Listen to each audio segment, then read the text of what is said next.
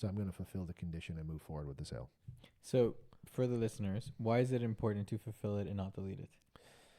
So from our understanding, if you delete it, you can't ever go back and say, well, it was found in the home inspection to be because you've removed the home inspection condition. So by removing it, you never really had the authority to lien on it. If you went back and said, I found this after the fact, it was in the home inspection, we fulfilled the condition, maybe there's a bit of legal prowess for you to kind of lean on to say like, hey, I need you to help me out with this with the seller. But if you delete it from the page altogether, then you technically never had their permission to do one. And if you never had their permission to do one, you can't go back and say, hey, I found XYZ. Welcome to the Ottawa Property Podcast with your hosts, Tony McNeil and Adolfo Alvarenga. Each week, they'll take a look at what's happening in the Ottawa real estate market and offer practical advice and insights for listeners. From market updates to success stories, they cover it all. Whether you're a first-time homebuyer, a seasoned investor, or just curious about the property landscape in Canada's capital, they've got you covered. Sit back, get comfortable, and let's get into it. Welcome back to another episode of the Ottawa Property Podcast. We're back. We are back from summer hiatus, spring hiatus. I don't know. No, man. it was a quick. Who knows? May, Now with the June. weather, it's still cold outside. Like, come on. It's like, what is this? Anyway, folks, thanks for coming back. Happy to be here today. If you are listening on the audio platforms, be sure to give us a like. I can actually see the views and stuff is trending up. So appreciate who's ever listening. We appreciate you. Let us know that you're out there. Comment. Give us a Please comment or a share or a like or whatever the kids are doing on social media these days. That being said, what's up, Adolfo, man? How was your trip? Welcome back. It was good. It's good. Been a minute. How they say the kids these days say, you know? The kids these days. That'll be the trend for the week. Yeah, it was good. It was a good Remind time. the audience where you went. I went to Egypt for a wedding, and I was there in Cairo for a couple of days. Pyramids are incredible. Are they for sale? How much? I mean, maybe it depends on the price that you were. Are there multiple offers on these pyramids? I don't know how much you would get out of it afterwards. Maybe in tourism, maybe. But it was a lot of fun. Did they make you pay to go in these? I did. How much? I think it was like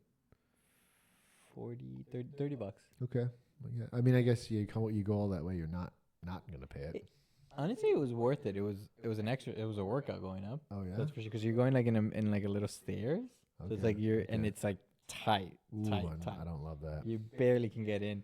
Like, it always questions like how they built this, whilst the outside building at the outside, right? Pretty fascinating. Yeah, I never know. And home builders around here could learn a thing or two from these pyramids. I think it took them supposedly about 30 years because they needed to. The way they got the stones and stuff like that so close to it is that they waited for the Nile to flood. Because it's a fairly big distance from where the Nile is currently right now. Obviously, there's a dam and something like that happened throughout the years. But it's like a half an hour drive from where they are. Oh, shit. So it took them a while to do. And like it's interesting because it was just like for a pharaoh burial site of it, supposedly. And then we go all the way up and it's like a big room with like supposed to be, I guess, not a sarcophagus, but where they buried him in the middle of the room. Right on. And it's just an empty, nothing's there basically. It's in a museum somewhere now. Yeah. It was a good experience, and overall it was amazing. Wedding was incredible. It's great to see, I would say, the grandeur of it and how they did that. Definitely still holding after thousands of years. Right. Better construction than our houses that we get now, but yeah. Sad, but true. It'll take 30 years to build them, although sometimes the pandemic maybe. That's good, man. Welcome back. I'm glad you had fun. You didn't miss much. I didn't miss much? I don't think so. How's the market been here? That's a good question. Stats are out this week. And we obviously talk a lot about stats on the show, kind of once a month, but the numbers didn't really change. Like prices remain basically the same, and they've kind of been doing that honestly since like late November, December. Like we haven't seen any kind of crazy jumps. The year over year is pretty flat. The month over month is very flat. The only thing that saw a little bit of an uptick in the median price was the condo market, actually. As in went up or went down? Went up, yeah. Oh, okay. So it was like 400K median last month, and now For the month of May, it was 415. Well, we were talking about how many condos have been available in the last episodes, and how much like there's not necessarily there's deals to be made 100%. in them. It just depends if you want a condo. And a lot of times, I feel it. A lot of times, people are kind of in the middle of it. They can afford a condo, but for certain, but then they could try to push for like a townhome somewhere in a cheaper price point. Yeah. So they just kind of go for the townhome. I think eventually. Go ahead. Sorry, so I was gonna say like it's in the middle of that, right? So condo sometimes is a little bit hard. I think that over the next year to let's say 3, maybe more, with the kind of trending upwards, people are going to come to the realization that condo life is not as faux pas as it has been in Ottawa over the last 10 years. Big cities, man, that's what they do. They live in the sky. And it's going to be a real thing here as affordability pushes up or goes down and prices go up and up. You're just going to come to terms with that, man. You want to be in Westboro, you want to be in Hittenburg, you want to be downtown, you want to be Sandy Hill, wherever you want to be. If your budget is 400, 500K, you're looking at a condo. Yeah. And the interesting too is like, I was having this conversation with Jen while we were away, because of course we're talking real estate while we're away on a trip. And seeing places as we are there. Everything's different. Cairo. Not necessarily, but just seeing how everything's different, right? Like how every culture is different. And it's like, how is it that their transit system is so well used and so well, like, yes, they have cars. Like we went to Istanbul too, so I'm talking specifically about that. They have a transit line and buses and everything. Like they might not be 100% on time, but they're functioning and working properly. People use even it as more tourists often. For us. But one of the things, like, it costs €1 or a dollar, I'll call it, because it's what it costs me to use. Well, here, it's $3.50. It's 3 something. I think it's at more. That point. Like, does it matter if it's it? But what we were discussing is they need to build here closer to the transit way, like buildings, homes, so that those can be used. But then you have that discussion with people using the transit way, and it's like they're not reliable. They imagine it's you tough, having to get to work or a surgery or anything like that, and it breaks down. And you're like, okay. I will say, like, I feel like the last little bit, it's been a little bit more reliable from what I've heard. Based on what I've heard. Yeah. Certainly there was some massive speed bumps or road bumps or whatever, bumps in the road, whatever you want to call it. But you are right in a sense, like, more high density projects need to happen at these kind of transit hubs, because otherwise it doesn't really make any sense. Like you look at something like, let's say, like Westboro Station that's coming, right? There's some nice bigger buildings there. Like you can even go up as far as, you'd be able to walk there from here, your place, honestly. I can, but in the winter it'll be a bit of a walk. Sure. Well, you get a scarf, you get a hat, it's Canada. No, I'm kidding. But there are other stations where there's nothing around it, right? So like you have people commuting to those stations, and I'm sure that does happen, but like you need to look at like what are the possibilities of residential high density buildings going here. So that's one of the things, but what I find interesting is a lot of the condo builds around here are rental. Sure. They're not necessarily for sale. I think that there has to be a mix of that at that point. Some for rent, certain amount of floors for rent, and certain amount of floors for sales at that point. Yeah. Just so that you can kind of have a mix of it, because it'll open up, like there's going to be more people wanting to be in Westboro, but they don't necessarily want to rent. They want to buy. Yeah. And the other thing that we noticed where we were, because we laid over in Zurich for one night in Switzerland. Yeah. Lovely city. Amazing. I've been to Switzerland. Their transit way has a grocery store basically in it. Genius. Or shops and stuff very like close that. By, in it. Like very close by. So like let's say the one here in Westboro, there's a farm boy close enough. But you still have to get out of the station, go to the farm boy and stuff like that. That's literally inside. So you could literally get everything without having to go outside. Smart. Like I was having a conversation of like an Indian friend and his family, and it's like his dad in Toronto doesn't leave the outdoors for the winter. He just goes downstairs from his condo, does his groceries, comes back, goes back up. Like, it's cold. It's cold, exactly. They're not used to it in that way, right? So it's just like it's one of those things that okay, maybe these are ideas that they should try to implement. Like I think we try to implement them, but then we do it poorly. Yeah. I even think when I lived in Calgary, you could get like, if I didn't specifically work downtown, my partner at the time, she did. you could jump into like a downtown building and you could take skywalks basically all the way to wherever you needed to go without going outside. Like it does exist in certain like pockets for certain reasons, and that was very cool because there's like food courts and shops too, like throughout the downtown core. So you could do it there, but I think Ottawa is it's more challenging because you don't have that like the downtown core in Ottawa. Although there are obviously residential buildings, don't get me wrong, it doesn't have that like I don't know. You don't have a high density tower after tower after tower. You'd have a lot of government buildings, right? A lot of businesses, and it just doesn't have that same like kind of cluster of population there. But then it's what do you do with those businesses? How do you help in terms of that? Because like a lot of the, like let's say government buildings right now, they're forcing employees to come 3. It's going to eventually come to 4 times a week, Perhaps, right? Yeah. And I understand why. There's pressure from the businesses around because they need that government. But then you can start. There's ways to maybe start changing things into it. I believe personally, Spark Street, there should be more investment there. Yeah, that could be such a best. For sure. Yeah, that could be such a great place. Elgin, in my opinion, in the summer should be just a pedestrian street. It'd be cool. Yeah. Because like there's ways that you can make it so that there's patios outside, people are walking. Yeah, sure. Like the 5 parking spots on Elgin Street are not going to be available. Like boohoo. Okay, and you have to go around to the canal to get to the glebe. Okay, it's actually even faster if you do that than going down Elgin Street sometimes. So like it's just like city planning. I feel that sometimes there has to be more practical.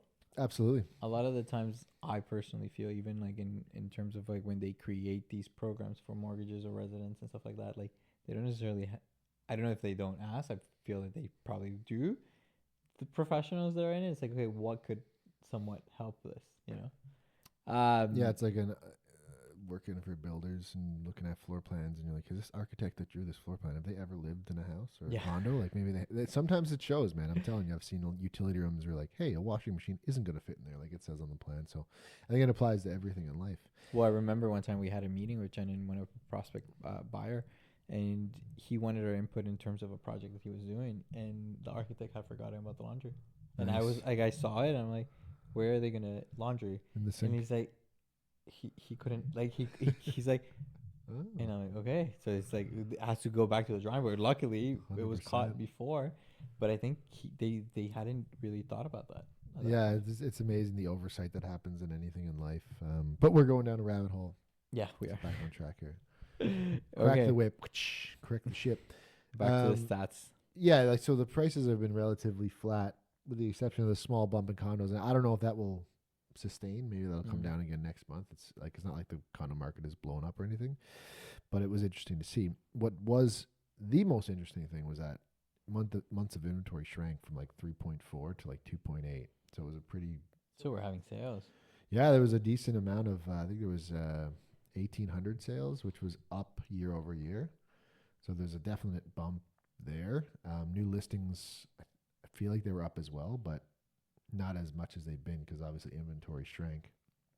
Because of the sales happening for sure. Yeah, so I don't know. It's kind of like people are always saying like, when are the prices going to come down? Like maybe I need to wait it out. Like certain things, prices are coming down for in pockets, and I know we talked about this a lot in the last episode, I think, or maybe the one before it. But for certain pockets and certain product types, like there's wiggle room for sure. But if your house is the best and most desirable in the best location, there's not going to be a whole lot you can do as a buyer to try to, tell someone it isn't worth what they know it obviously to be worth. Or they're being snatched right away, right? Like I remember, and we had this conversation so many times, and I think we keep repeating ourselves in this.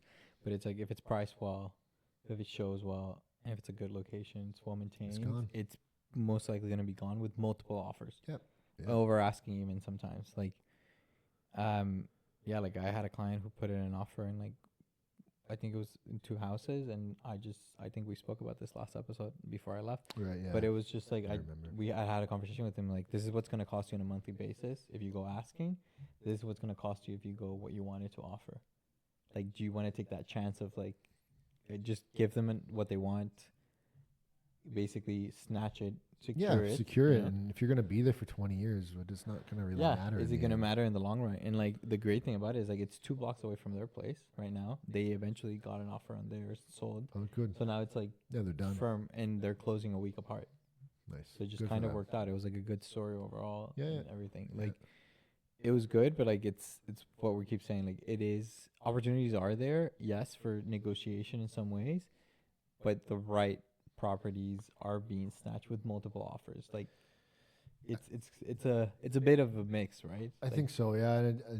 And shout out to all the sellers out there for remaining, vigilant in their want to get the highest and best dollar for their property. Some people, I've seen it in pockets anywhere where some homeowners have really kind of screwed their competition and taking something lower than I even thought it would sell for. It's interesting. There's a lot of but everyone's selling situations are different too. Completely. So it's interesting, man. Like, and I'll say it again, but we're gonna see this for the next 3 months and into fall. You think so? I think it's gonna be not rockin' busy, but we're gonna be steady all the way through. Okay, so let me ask you this: do you think that it has to do anything with the fact of how the rates are staying and stagnant? Because based on what we predicted, it should have gone down. Should have. They didn't listen to us. Based on our predictions, it should have gone down, but they decided to hold, and they made a valid note where it's just there's unprecedented times. Unpresident or something. I think there's a president below this that is calling the shots, or that's where you're going. They just don't know. Love it. They just don't know what's gonna happen, so they're being cautious. Clearly, that's kind of what they said it as.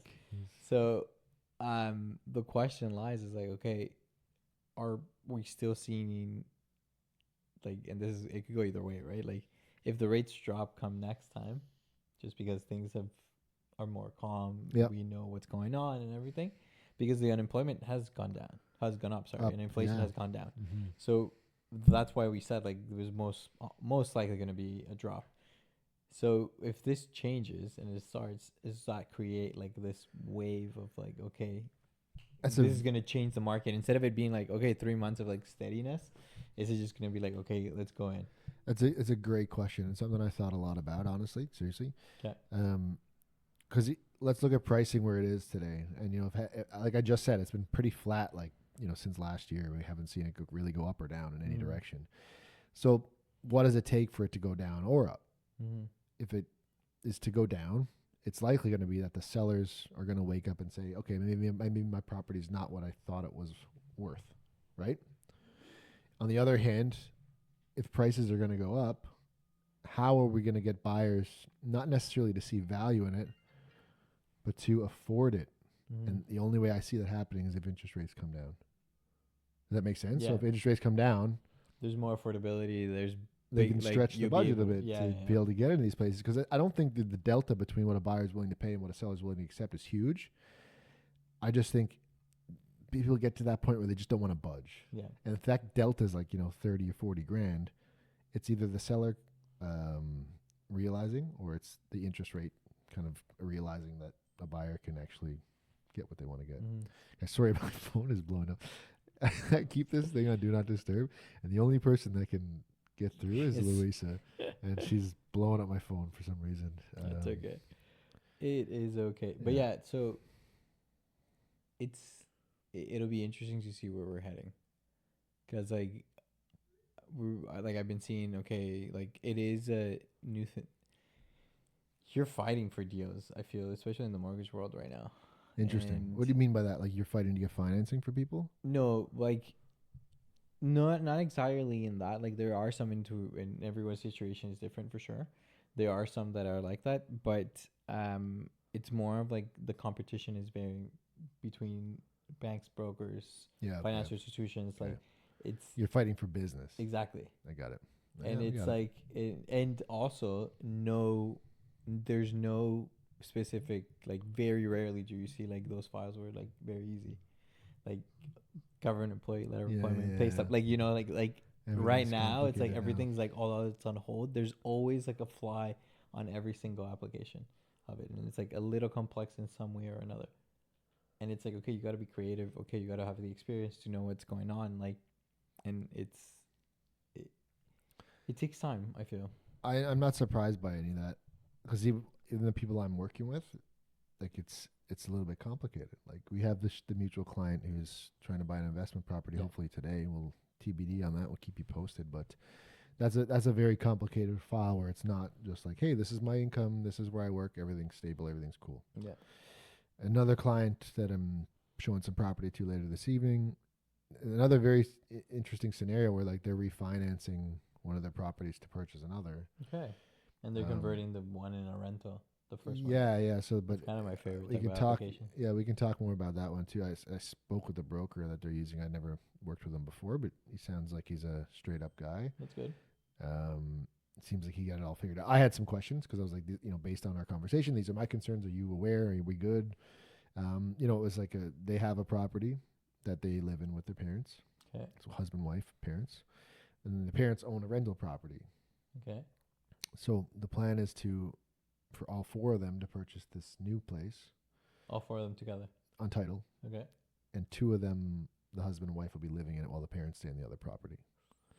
So I was like, I'm just curious, does it make sense on the time? Because they only want to do 5 down. I'm like, does it make sense? And I'm told everything is okay. We'll move forward as it is.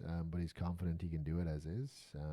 So we'll see. I'll keep you posted. You're looking very hesitant. You're like, and that's where my hesitancy came from. I was like, oh, I gotta talk to him because I'm just not sure. I don't know if it's obviously not my decision good. to make. Honestly, it's good for you to have checked. I think that there's that channel of communication between agent, broker, and even lawyer should be open. Yeah, agreed. Because you want to make sure that you're all on the same page of what's going on. 100%. And it's for the well-being of the client. You don't want to be hiding anything, and you want to make sure that you're all fighting together to get the best for the client. Absolutely. Right? So why my hesitation is you're basically, I don't know if the parents are working. Maybe the parents are working. I have no idea.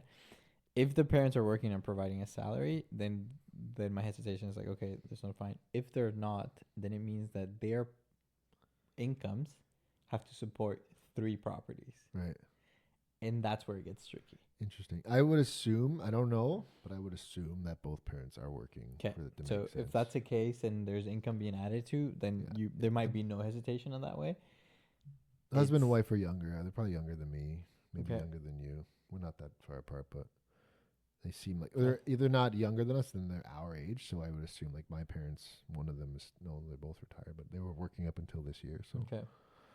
So maybe it is the case. Then, like I said, like it just kind of depends on like what if they're providing income, bringing income, because like you'll have to be carrying. If not, they have to be carrying 3 properties. I'm gonna throw this phone. I got this new Apple Watch, guys. I'm sorry again. This dinging. I don't even know how to turn it off, man. I don't know how to turn it off. Like I'm just a boomer over here. Can't do nothing. And if anyone want to know what the emergency was from Louisa, what was the emergency? We're having a heat pump installed next week, and they can't color match the pipes that are supposed to go in the house. So she had to call me, and then we had to make a decision. I'm like, sorry, babe, I ignored your message. Oh man, not an emergency. Hey, does she know that we're doing this right now? Yeah. I texted her and said, "Podcast. What can I help you with?" And she told me, and I said, "Okay." I didn't. It's okay. It's okay. Hopefully she's not one of our few viewers. She will not be listening to this, man. She gets it every other day, so she doesn't need any extra dosages in the Rimmel. Not yeah. Every time you come home, it's like you're not gonna believe what happened. Did you hear my episode? No, I think you're right. Things are complicated out there, but people are trying to make it work with whatever creative ways they can think of. I mean, I think people are fighting for business too, because even if sale activity bumped a little bit in May, what's to say that'll continue trending upwards? Like we're probably just going to see a steady market like we saw much of last year. Yeah. But every day you have more agents, more brokers, more whatever fighting for the same or smaller piece of the pie. So it becomes very interesting, man. Like I'd be curious. When I joined the Ottawa Real Estate Board, there were 4,000 agents.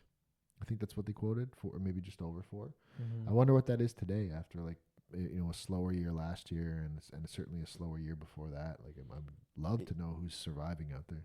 Boy, what's the saying that they say that 5 or 10% of the realtors are the ones that do 80% of the business? Yeah, it's something like that. Yeah. And then the other ones are like maybe 1 or 2 deals floating around on a yearly basis of stuff. Yeah. I don't know. I personally, I think that like we've had this discussion a lot of times, and I think we've discussed this on here, and not to in any way kind of poop on someone. Yeah, bash on anybody. Do it. But it's like I always say, like it's hard to do this job, both of them, as a part-time, because you're not fully submerged on what's going on what the policies change It's on too a much to follow, man. sometimes they change on a day-to-day basis. Like I'm mentoring a new agent for in our brokerage, and it's like I know how overwhelming it is to receive so much information. There's so much rules. Our course teaches us maybe this amount of stuff, Yeah.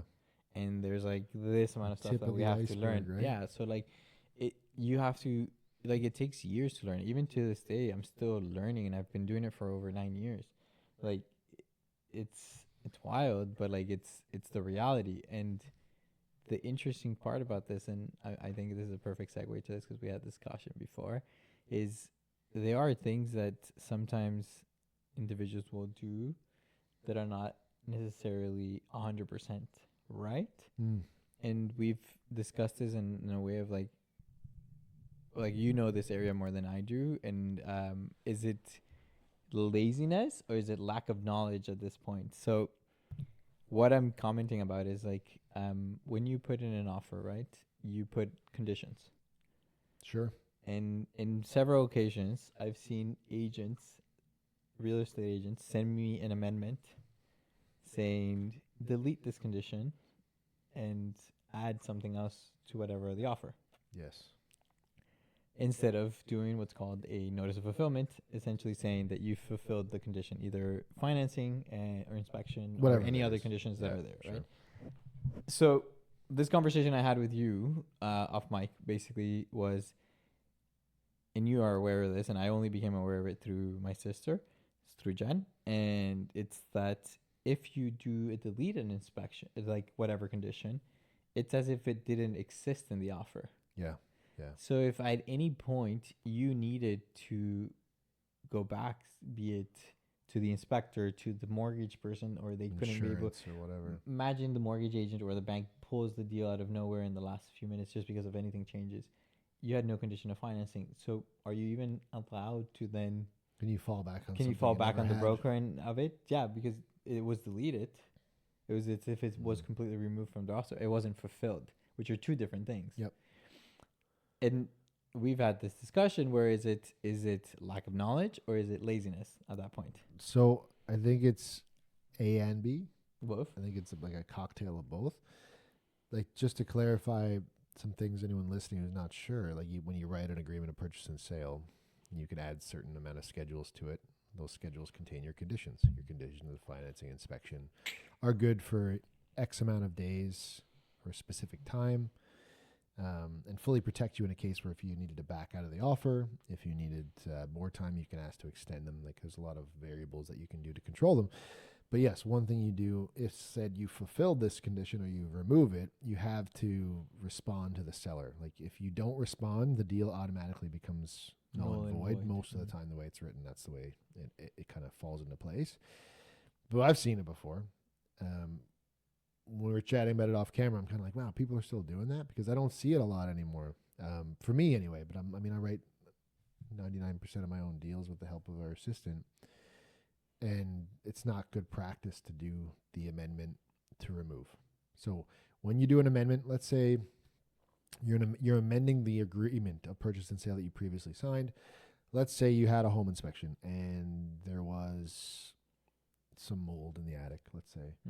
Mold, yeah, it's bad. There's no doubt about it. But actually, believe it or not, mold is not super expensive to remove if it's not totally out of control. It depends how big, like how big it is. Yeah, the it's how much space that it's is spread, being, for yeah, sure. exactly. Anyway, that's a sidebar. Let's say you and a seller agree that, hey, I still want to buy it, but I want the seller to pay for these repairs. So you agree on a monetary amount. So you say, okay, I want $4,000 off the purchase price to deal with this mold. You'd have to reflect that in an amendment. And a lot of the time you would say delete original purchase price, whatever that is, insert new purchase price, and whatever that is, the minus $4,000. What comes tricky to Adolfo's point, whether it becomes laziness or lack of knowledge, is that if it's the end of the conditional period, say this is the last day before the deal either firms up and you own it, or it falls apart and you gotta get your deposit back and be released from the deal, is that when there's two pieces of paperwork, the amendment and the notice of fulfillment. So rather than signing two pieces of paper, agents will cram it all in the amendment and say, delete old price, insert new price, and then delete home inspection condition. Mm-hmm.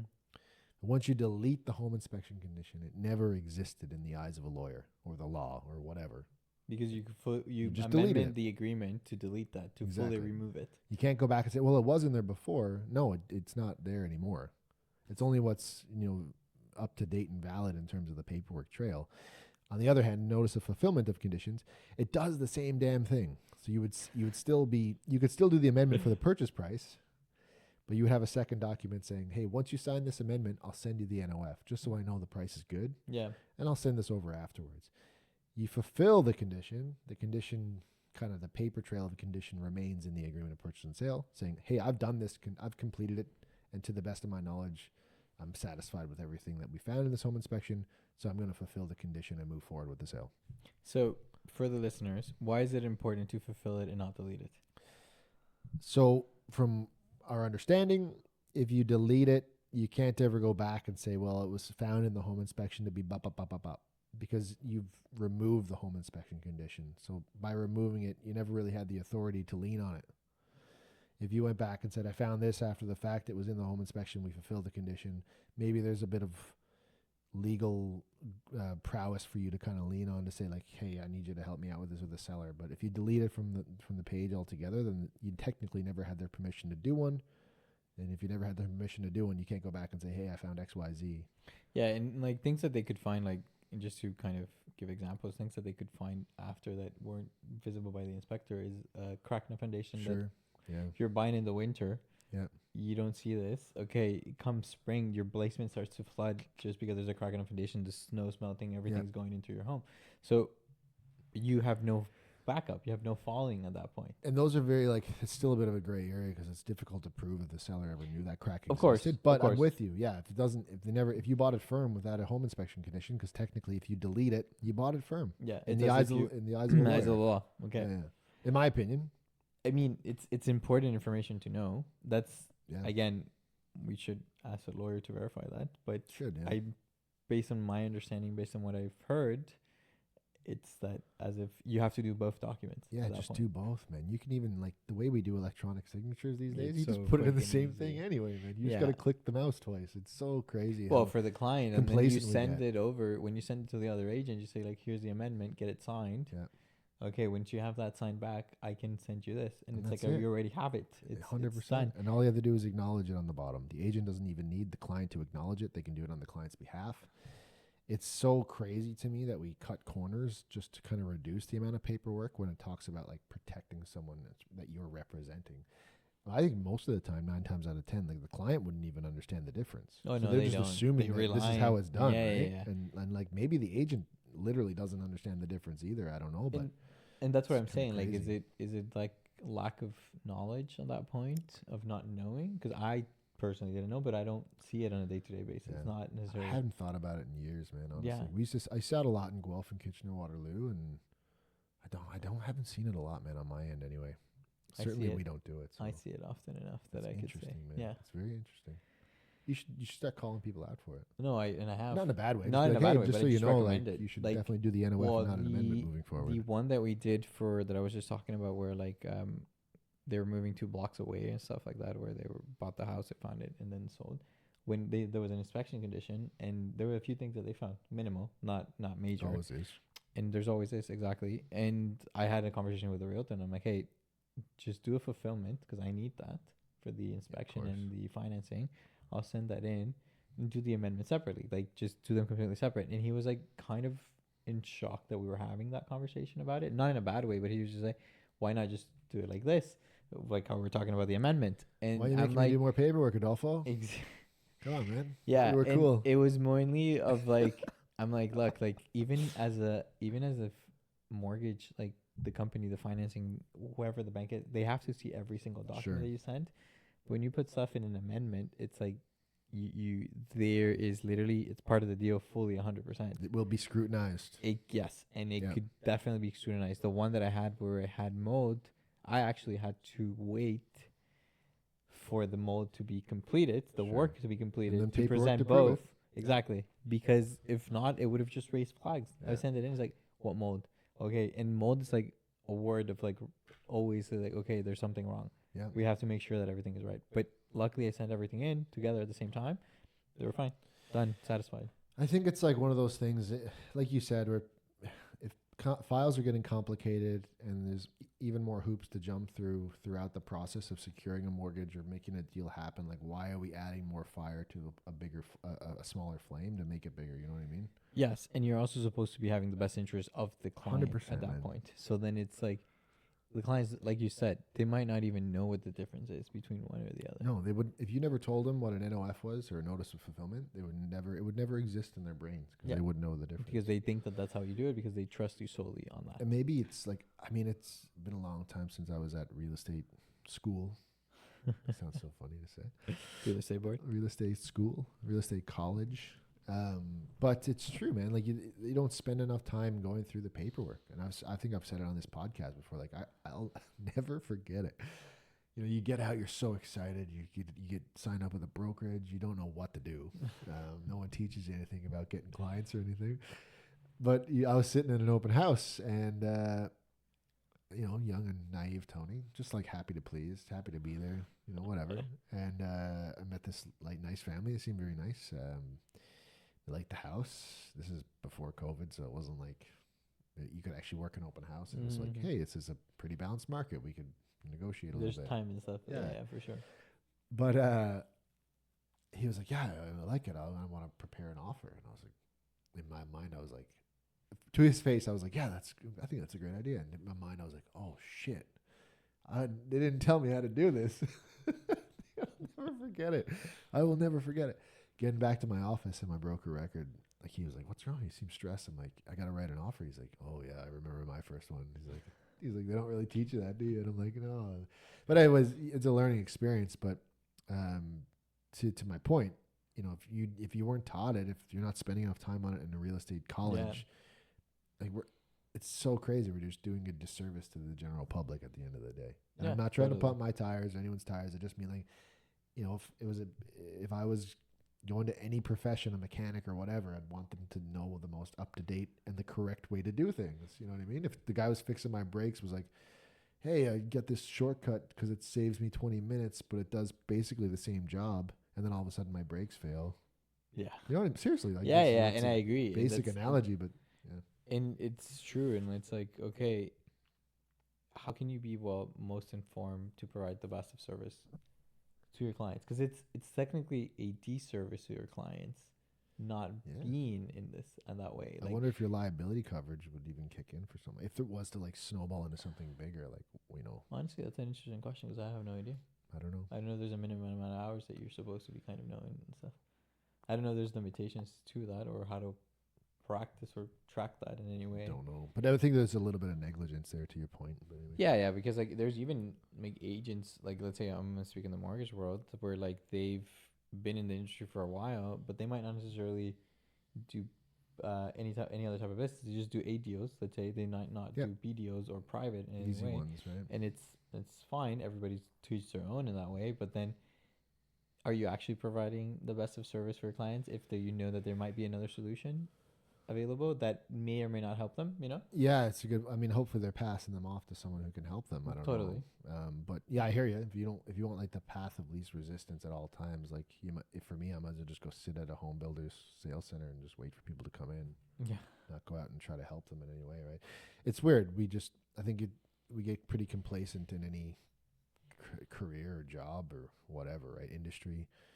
But when we're talking about customer service, it should be the opposite. Yeah. We need to be like up to date. That's why part-time agents struggle. They can't keep up with the changes. They're not up to date, you know, on what they can leverage, what the market's saying.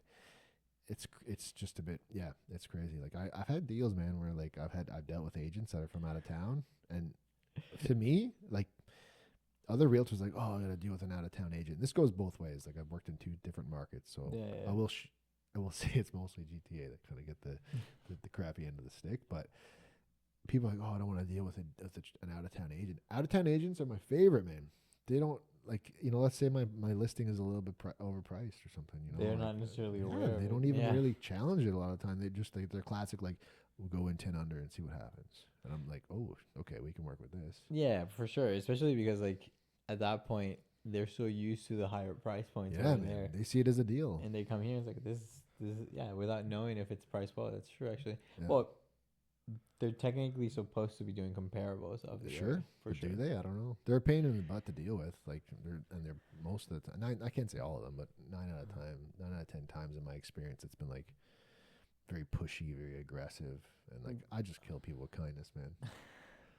I get. It's the best way to do kill good it. work for my people, and like I'll happily deal with their BS if it means getting a good deal for. Yeah, and my it's the clients. best way to do it too. Like kill them with kindness and just deal with it in that way, and then okay. Yeah. Yeah.